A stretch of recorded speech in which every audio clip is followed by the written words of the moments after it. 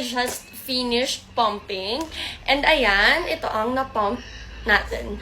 So, nakalimutan kong mag-drink ng aking favorite lactation drink while pumping. Umiyak ang baby.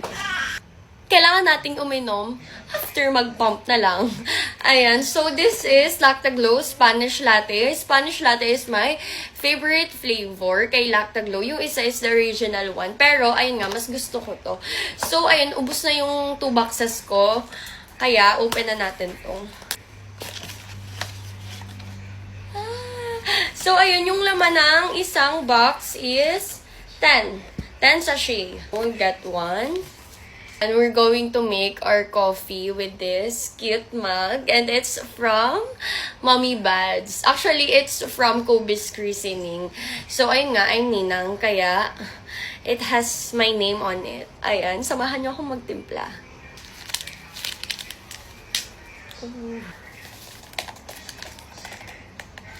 Mommy, si Lactaglow is a breastfeeding support. It can help you boost your milk supply or increase. Ayan. Pero, you need to be consistent sa pag-inom. And also, syempre, kailangan natin ng sipag. Kailangan natin mag-pump para dumami yung supply natin. If ever na we want. Gusto natin ng mas madaming supply.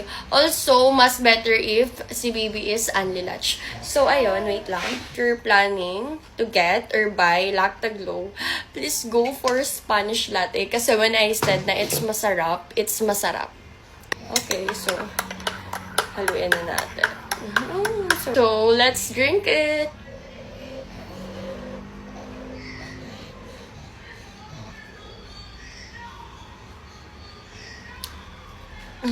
Grabe, ang sarap talaga.